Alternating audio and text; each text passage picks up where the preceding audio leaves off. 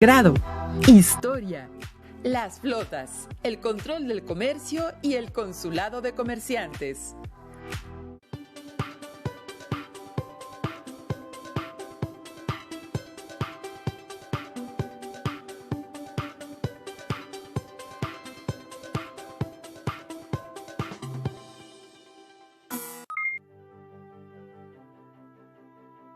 Sean bienvenidos y bienvenidas a la sesión de Historia de México.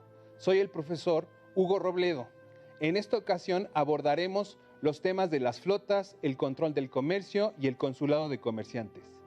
El propósito de esta sesión es analizar la actividad comercial de Nueva España y la formación del consulado de comerciantes. Como vieron en sesiones de la semana pasada, la actividad comercial de Nueva España se basó en la agricultura, la ganadería y la minería. En esta ocasión revisaremos el comercio de Nueva España con otras regiones del mundo. Veremos que por los puertos de Veracruz y de Acapulco ingresaban al territorio productos de regiones de ultramar nunca antes vistos y que por ellos también se enviaban los productos novohispanos como la plata, que alimentaba la circulación de moneda en todo el mundo. Les recomiendo que tengan a la mano una libreta y un bolígrafo para que hagan sus anotaciones. También pueden utilizar su libro de texto para que consulten los mapas, imágenes o los temas en particular. Vamos a observar la siguiente pintura que representa la gran variedad de productos que se comerciaban en la época virreinal. ¿Me acompañan? Se trata de un puesto de mercado. ¿Qué productos conocen? ¿Qué personajes pueden distinguir? Les ayudaré un poco. Podemos ver diferentes frutas caramelizadas, verduras, plátanos colgados, cacahuates, cocos, pescados colgados que seguramente fueron especiados con productos provenientes de Asia. Además, al fondo podemos identificar cestas elaboradas con fibras naturales, algunos jarrones de vidrio y ciertas botellas que tal vez contenían vino. En la pintura también apreciamos a dos hombres decidiendo qué comprar y dos niños que tal vez quieren probar alguna fruta. Por último, observamos a las dos vendedoras cargando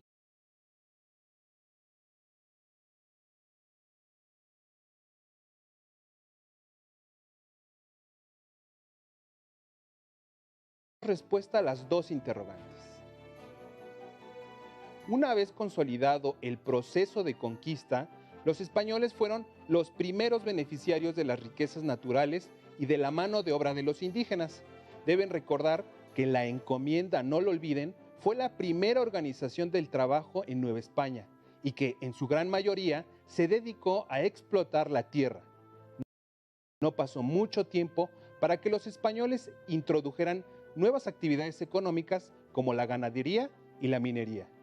También deben tener claro que durante los siglos XVI y XVII la economía europea se basó en el sistema económico mercantilista, que medía la riqueza de las naciones a partir de la plata y el oro que acumulaban. En términos generales, España diseñó una ruta comercial cerrada y proteccionista para Nueva España con el fin de que no entrara nada ni nadie sin el consentimiento de la metrópoli. Para tal efecto, se creó el Consulado de Comerciantes de Sevilla, quienes establecieron reglas muy estrictas acerca de qué productos y personas se trasladaban de España a América. Además, el consulado podía negar la licencia a un barco para cruzar por el Océano Atlántico.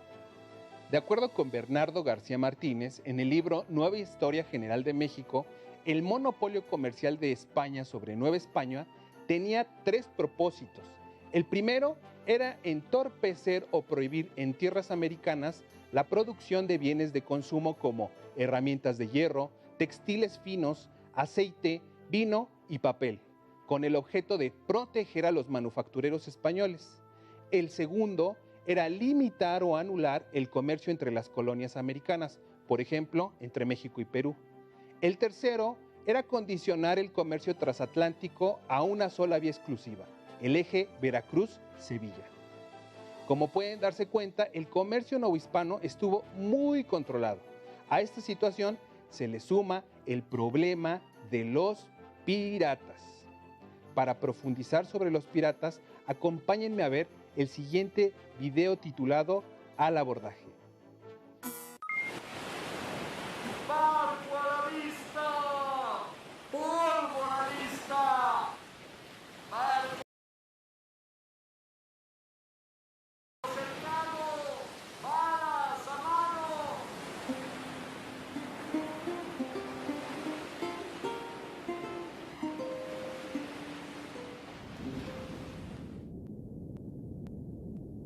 ¿Sabías que desde la antigüedad, en tiempo de los fenicios, griegos, romanos, vikingos, árabes o chinos, ya existían piratas? Claro, no tenían ese nombre. Por ejemplo, en los siglos XIII y XV, los pueblos del Mediterráneo y del norte del Atlántico desarrollaron medios de navegación para poder transportar e intercambiar productos y extender sus mercados. Y ya existían quienes se apropiaban de esas riquezas, o sea, bandidos que robaban y asaltaban en el mar. Para entender la historia de la piratería, es importante saber que en 1494, el Papa Alejandro VI otorgó a España y Portugal la posesión del territorio americano y la explotación de sus riquezas. Le cedió el poder absoluto sobre las tierras, la exclusividad sobre los mares y el derecho a comerciar los productos de las tierras descubiertas. El rey Felipe II afirmó que España, por mandato divino, tenía el derecho exclusivo de ejercer el control absoluto sobre los mares y el comercio en tierras americanas. Entonces, la piratería se desata como estrategia en contra del Imperio Español y la corona portuguesa.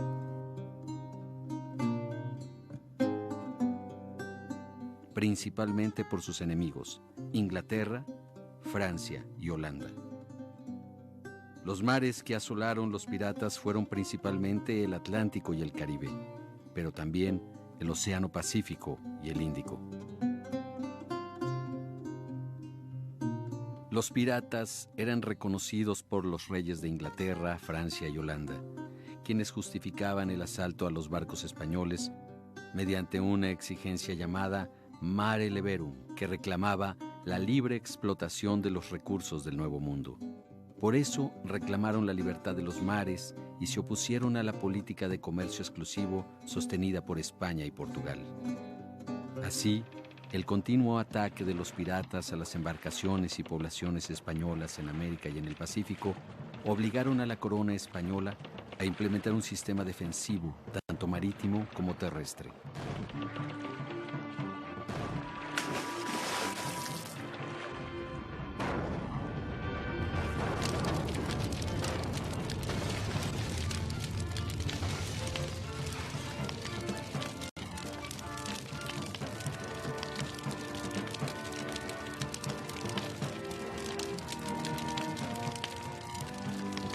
En el mar, el conjunto de barcos mercantes, o mejor llamados carrera de Indias, eran protegidos con 2 navíos armados que servían de escolta: la capitana, que iba al frente, y la almiranta en la retaguardia.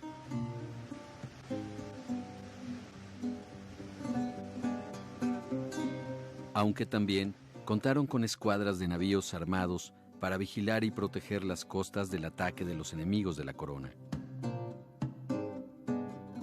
Así como vigías en las costas que alertaban sobre la llegada de alguna embarcación. Para la defensa terrestre en la Nueva España, se construyeron fortalezas en los puertos más importantes, como en San Juan de Ulúa, en Veracruz, San Francisco, en Campeche, y San Diego, en Acapulco. Los piratas traficaban esclavos y atacaban barcos mercantes con un permiso llamado patente de corso. Estos personajes también fueron llamados corsarios, filibusteros o bucaneros, nombre que proviene de la palabra francesa boucan, que es un tipo de carne ahumada de res con la que comerciaban, y filibustero, proveniente del holandés vrijboter, que significa el que va a la captura del botín. De entre los más famosos piratas, recordamos a Francis Drake, Annie Bonny, Thomas Cavendish. Henry Morgan, el olonés, John Hawkins, entre otros. Europeos audaces, aventureros que comerciaban con esclavos, robaron tesoros y dieron la vuelta al mundo. Algunos incluso, por sus hazañas, fueron nombrados y reconocidos por sus coronas. Los piratas, como todos los navegantes de su época, se enfrentaron al reto de atravesar los océanos en difíciles travesías, atendiendo a señales geográficas y climatológicas que aprendieron a interpretar, estando siempre atentos al buen estado de su barco y el conocimiento de las mejores rutas marítimas. En el objetivo del asalto a los barcos enemigos, los filibusteros preparaban el engaño hasta lograr el ataque y obtener el respectivo botín, cuantioso en muchas ocasiones. Robaban además las cartas de navegación, así como las instrucciones secretas otorgadas a los capitanes y almirantes. Los restos de los barcos hundidos, que hoy los expertos han podido localizar, guardan información de naufragios causados por ataques de enemigos y pueden darnos a conocer si un barco fue hundido por un asalto pirata, por la inexperiencia de la tripulación a bordo o por causas climáticas. Actualmente, la disciplina de la arqueología subacuática es la encargada del estudio de vestigios culturales depositados en el fondo del mar. Las leyendas de los cofres llenos de joyas y monedas de oro han hecho que se confunda al arqueólogo con los buscadores de tesoros y se piense que la función de la arqueología es excavar solo para sacar cosas.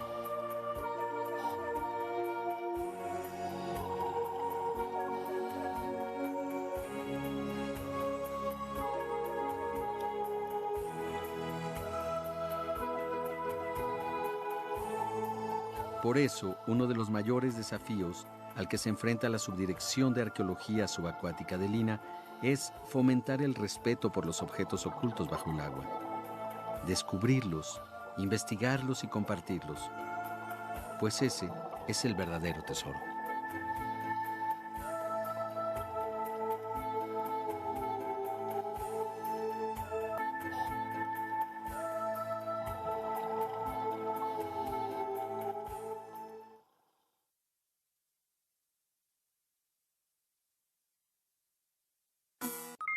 Mucha plata y oro y productos de otras culturas fueron a parar a Francia, Inglaterra y Holanda debido a la piratería promovida por estas potencias. Y los piratas que lo hicieron posible fueron premiados por su valentía. Como se pudieron dar cuenta, en el video, los piratas fueron un dolor de cabeza para la corona española, pues atacaron puertos en el Mar Caribe, de nuestro actual territorio nacional, de donde zarpaban las riquezas para la metrópoli. Para evitar ser asaltados por piratas, se construyeron fuertes en diferentes puertos como en Campeche y en La Habana, Cuba. Deben tener claro que la piratería no fue una práctica exclusiva de Inglaterra, sino que también Francia y Holanda promovieron esta actividad. Además, algunos piratas eran independientes de las potencias y lo que robaban, en ocasiones, lo revendían a las colonias españolas. Para proteger el comercio español y novohispano, se estableció un sistema de flotas en 1543 conformado por naves comerciales que viajaban juntas y eran resguardadas por dos barcos de guerra, es decir, como una especie de guardaespaldas o policía marítima. En muchas ocasiones, los barcos comerciales trasladaban inmensas cantidades de plata a España provenientes de Perú o de Nueva España. Por esa razón, esos barcos eran codiciados por los piratas o corsarios ingleses, franceses y holandeses. Vamos a analizar dos imágenes. En este grabado, ¿qué pueden observar? ¿Qué pueden distinguir? Les ayudaré un poco. Se trata del puerto de Sevilla en España. Recuerden que la ruta comercial más importante de Nueva España durante el siglo XVI fue la de Sevilla-Veracruz. En el grabado podemos identificar dos barcos que se acercan a la costa. Vemos cargadores, pequeños barcos y faros rústicos que tal vez funcionaban también como almacenes. Cada año partían de Sevilla 2 barcos con destino al puerto de Veracruz. A la flotilla se le denominó Flota de Nueva España. De puerto a puerto, el viaje de ida duraba 3 meses y de regreso el trayecto era un poco más tardado, de 4 a 7 meses, ya que las embarcaciones iban más al norte para evitar los vientos alisios. En esta otra imagen del Códice Florentino, vemos desembarcar en el puerto de Veracruz a los españoles cargados de diferentes mercancías e incluso animales que no existían en América, como cabras, cerdos, vacas y caballos. Además, podemos ver a indígenas observando a los barcos españoles que se acercan a la costa. Un contrapeso del comercio del eje Veracruz-Sevilla fue el intercambio con las Filipinas. Tengamos presente que España conquistó aquel archipiélago en 1565 y estableció el contacto marítimo regular de Acapulco a Manila.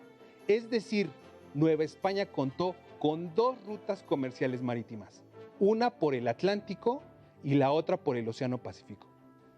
El galeón de Manila, mejor conocido como Nao de China, hacía la ruta Manila-Acapulco y traía diferentes mercancías de mucho valor. Aclaremos que galeón es un tipo de barco especializado para la guerra o para el comercio. Cuando los galeones de Manila llegaban a Acapulco, se hacía una feria para vender los productos exóticos de aquellos lugares distantes, de culturas diferentes a la americana y europea. La feria de Acapulco duraba cerca de 1 mes y se podía encontrar desde especias hasta grandes muebles para la decoración de una casa. Los productos que más apreciaban los asiáticos provenientes de Nueva España, sin lugar a dudas, era la plata, ya que era escaso ese metal, pero no debemos olvidar que también se enviaba vainilla y tabaco. Vamos a observar el siguiente mapa. Como pueden apreciar, la ruta de Acapulco a Manila se hacía por el Océano Pacífico. Recuerden que el transcurso de ida podía tardar hasta 3 meses y el de regreso podía tardar hasta 7 meses, ya que los barcos debían irse por el norte para evitar los vientos alisios. Los galeones que salían de Acapulco tenían que llegar a las Islas Marianas y de ahí se iban a un largo viaje que podía ser muy difícil por las tormentas o los vientos fuertes. Además, esta ruta, como la del Atlántico, podía ser atacada por los piratas ingleses, franceses y holandeses, ya que se sabía muchas de las embarcaciones iban cargadas de productos asiáticos o de plata novohispana. El primer viaje de Manila se realizó en 1573 y el último en 1821. Hasta el momento hemos revisado las 2 únicas rutas comerciales que tenía Nueva España con Europa y Asia. Pero, ¿qué productos intercambiaban los españoles y los novohispanos? ¿Qué productos intercambiaban los asiáticos y los novohispanos? Según Agustín Cue Cánovas, de España se traían vino, aceite, lencería, vajillas, jarcias, papel, objetos de hierro, vinagre, aguardiente y jabón. De Asia se traían seda cruda, floja y torcida, tejidos de seda, telas finas de algodón, almizcle, ámbar, incienso para uso religioso, perlas, muebles finos, marfiles, porcelana china. De Nueva España llevaban a España y Asia, como es obvio, plata, oro, grana cochinilla, cuero, azúcar, vainilla, tabaco y cacao. Todos estos productos para ustedes pueden resultar asequibles y fáciles de encontrar, pero hace 5 siglos comprar o localizarlos era difícil y costoso, sobre todo si las mercancías provenían de Asia o Europa. Para acaparar los productos que producía Nueva España y los que se importaban, los comerciantes novohispanos conformaron en 1594 el Consulado de Comerciantes de la Ciudad de México, institución donde se podía deliberar si un comerciante era desigual o no a los intereses económicos de la corona española. El consulado lo integraban comerciantes mayoristas peninsulares que comerciaban a larga distancia de la Ciudad de México a otras ciudades importantes del actual territorio nacional. Algunos tenían influencia en los dos principales puertos, Veracruz y Acapulco. Por su condición de españoles, conocían a otros comerciantes de Sevilla e incluso de Manila. Por estas razones, el poder económico de algunos comerciantes novohispanos fue muy grande. Podemos mencionar el nombre de Pedro Romero de Terreros, fundador del Monte de Piedad, dueño de diferentes minas. Dice un comentario de la época que la cantidad de plata de ese hombre era tal que podía fácilmente construir un puente de Veracruz a Sevilla de ese metal tan preciado. Al inicio de la sesión, formulamos las siguientes preguntas. ¿Cómo llegaba a Nueva España productos de lugares tan lejanos como de Europa o Asia? ¿A qué dificultades encontraban a su paso? Podemos concluir que Nueva España encontró en su metrópoli, España, un freno para desarrollarse económicamente, con la imposición de reglas duras para no comerciar directamente con naciones europeas e incluso con otras colonias.